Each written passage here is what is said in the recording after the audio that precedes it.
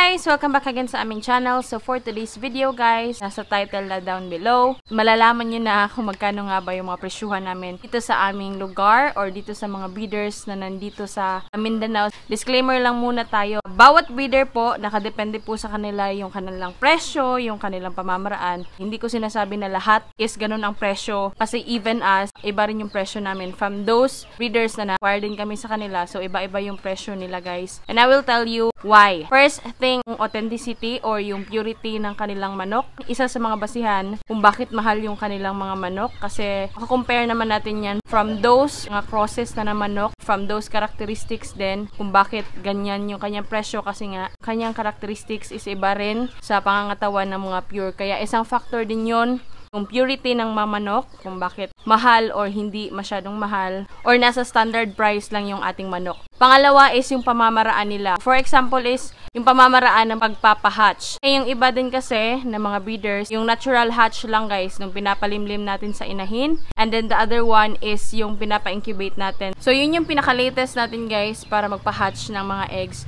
is through incubating it. Yung factor din yun kung bakit mahal yung kanilang mga manok or merong pagka-pricey. Kasi nga gumagastos na tayo. Itlog pa lang, nagpapa-incubate na tayo or kung hindi man, meron tayong sariling incubator kung saan gagastos tayo sa kurente. And then, pangatlo, sa pagkain guys, of course, kasi meron namang ibang breeders na free range lang. And then, yung iba naman talagang merong kulungan kasi nga ayaw din nila na umalis-alis sa kanilang backyard. Kung saan-saan na lang since nga yung kanilang manok, it's either pure or talagang inaalagaan nila ng sakto.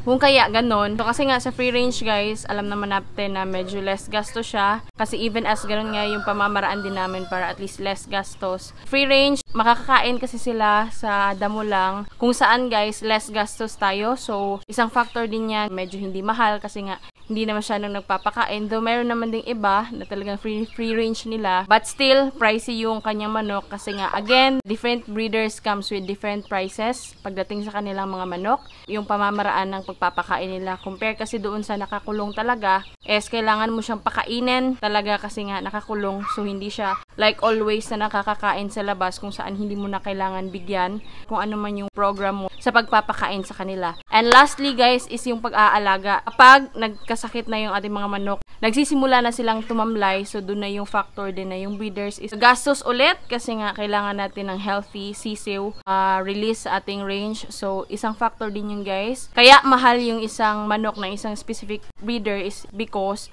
marami din siyang vitamins na ginamit. Hindi lang sa pagkakaroon ng sakit, kundi sa mga vitamins na pwede nating ibigay sa ating mga manok. Yung ating sisiw is mas maging healthy, mas maganda tingnan pagdating na ng release day sa kanilang yard. So yung kumbaga gumastos tayo para hindi rin tayo mapahiya sa ating mga buyer kasi nga each breeder talagang gustong mag-release sa mga buyer natin ng mga quality na manok. Yun yung apat na rason kung bakit nag-iiba yung presyuhan ng mga manok each breeder.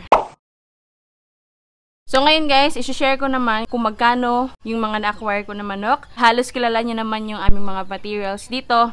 Unahin ko na si Rapido guys kasi nga siya yung pinakauna namin na naging Shamo dito or merong dugo na Shamo. So, si Rapido, disclaimer, is isang Shamo asil. So si Rapido dati guys is nakuha lang namin 500 pesos. Hindi naman siya masyadong mahal, hindi naman din masyadong mura kung saan masasabi mo na per kilo na lang din talaga. So 500 pesos since kaibigan ng mister ko and then at the same time natalo si Rapido sa isang pauwak or yung tinatawag nila na patayan. Maraming term yan guys. Yung mga Shamo natin guys is meron din silang tinatawag na for cockfighting kung saan ang tawag dun is pawakan or pauwak or patayan. So maraming term yan.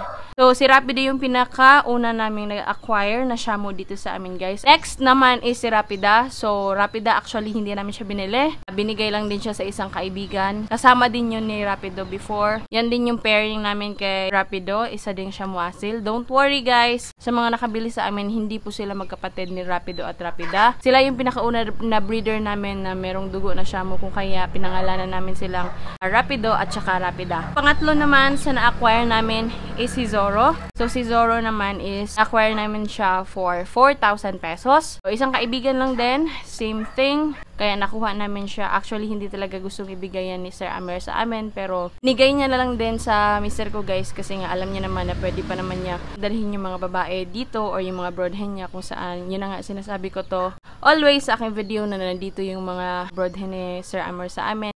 Yun yung gusto niyang ma-breed sa kanyang broadhen. No worries at all kasi nga at least nagagamit pa rin niya. Nagkakaroon pa rin siya ng sisiw. At the same time, even nandito na si Zoro. So, sunod naman ang acquire namin is si Mayor. Nga pala guys, disclaimer, wala na ngayon si Mayor dito kasi kinuha na muna ni Sir Amer kasi nga gusto namin at saka ni Mr. ko at saka nila Sir Amer, yung mga grupo nila na i-test fight or subukan namin si Mayor kasi nga hindi pa siya nakakasubok guys kasi nga alam nyo naman dito sa amin gusto lang namin na maging broadcock sa aming mga natives, so sayang naman din ang opportunity, pero nakuha namin siya for 1,500 pesos. 5 months old pa ata siya noon. Yung presyo ni Mayor guys, masasabi nyo di siya mahal kasi nga at the same time crosses na kasi yun. Iba-iba kasi kapag Shamu guys, meron na silang tinatawag na linyada or bloodline. Nagmamatter yan. Next na na-acquire naman namin is yung mga anak ni Rapido at Rapida, si Maas at saka si Gulayat. Given na yun, hindi namin sila binili kasi nga anak na yun nila Rapido at Rapida kung saan kami na yung nagpalaki. So, ayun, libre na yun. So, ang sunod naman namin na-acquire is yung Japanese Shamu na si Nami and Luffy. Ayan. Sila yung isa sa pinakauna naming na feature dito sa aming channel kung saan sila ay pure blood na Japanese Shamu. Na-acquire namin sila guys for 1,500 pesos each. So, month-old pa yan. Hindi yan siya like malaki na, like Mayor nung na-acquire namin siya. Yung presyo nila, kaya ganon. Kasi nga, as what I have said a while ago guys, mamatter yan sa purity ng ating manok. So, ayun, sila namin Luffy. Yun yung pag-acquire namin. 3,000. Para sa kanilang dalawa, nasisiw pa lang sila nun guys. Month-old pa lang sila nung dumating dito sa amin. Next na na-acquire namin is yung aming mga Belgian Shamu. Belgian Shamu, dumating siya dito ng nasa 2 weeks old pa lang. Acquire namin sila is for 2,000 pesos. Apat sila guys. Naging 500 each for 1 week to 2 weeks old yung aming Belgian na na-acquire before. Nakuha namin sila ng ganong presyo guys kasi nga sisiw pa talaga guys. Kung baga, hindi natin alam kung mabubuhay ba or hindi kasi nga 1 to 2 weeks old. So alam naman natin na kailangan pa yun ng pailaw. Kailangan ng inahin kung maaari talaga na sila yung mag-care sa kanilang sisiw. Next na na-acquire naman namin guys is yung aming Rokawa. Talaga si Rokawa dito. Pero nung nakaraang video ko lang siya napakita sa inyo. Isang Japanese Shamu na-acquire namin siya for 3,500 pesos. Wala pa yung shipping. Let's just say nasa 4,000 pesos si Rokawa, including the shipping. So, isa siyang Japanese Shamu, Hotaku line. Na-acquire namin siya for 3 months old. Disclaimer lang guys, huwag kayong mag-alala, hindi kami may nagpabalik-balik kung saan napakaalam naman natin na napakadelikado ng panahon ngayon. Pina-shipping na lang namin siya through van. So, ayun. And then, yung last na na-acquire namin na nandito sa aming yard sa ngayon ay si EUG or yung aming Takenori Akage. Isang Japanese Shamu din in EUG line. Acquire namin siya for 3,000 pesos at 3 months old. Nasabi ko rin nung nakaraang video na halos same lang sila ng mga edad, kaya nagustuhan din namin silang bilhin dati, including Nami, Luffy, sila Rokawa, Akagi, and then yung mga Belgian naman namin is hindi sila nagkakalayo ng edad kasi nasa 4 months to 5 months na.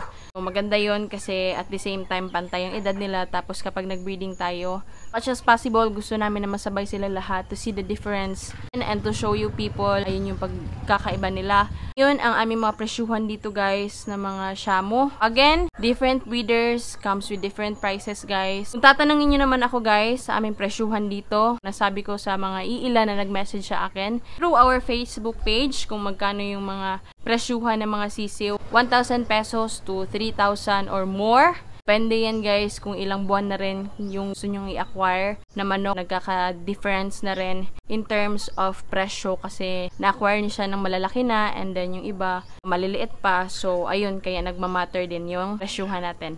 Yun yung kadalasan na tinatanong nyo sa akin guys kung magkano yung Japanese Shamu. Pero yung sa amin na na-acquire namin is 1,500 pesos. To introduce you people na maganda yung Shamu in terms of backyard racing, at the same time upgrade din sa ating mga natives na mga manok. Nag-upgrade din kami para malesen yung time kailangan mong palaki na manok, mas mapadali mo silang mapalaki then mabenta sa ating market kung saan mas madali tayong magkakaroon ng kita sa ating bulsa. I guess yun lang yung video natin ngayon kasi nga marami nagtatanong kung magkano nga ba ang Shamo. Nakadepende yan sa isang breeder kung magkano yung presyo niya. So please naman sana yung iba dyan na nagsasabi na medyo mahal talaga, medyo mura talaga, i-respect natin sila guys kasi ganun yung presyuhan nila.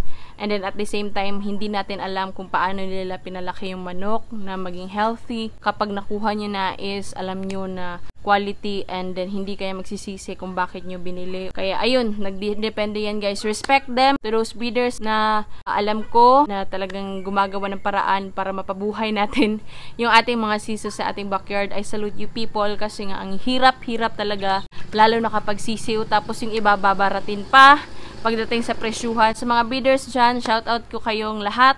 Effort kapag sisiw pa talaga yung mga manok. Kailangan sa pagpapalaki is focus and then monitoring. Yun talaga. Learn from our mistakes and then sa susunod, alam na natin kung ano yung gagawin natin kasi nga nasubukan na natin yon. Disclaimer, hindi ako sa nagmamagaling.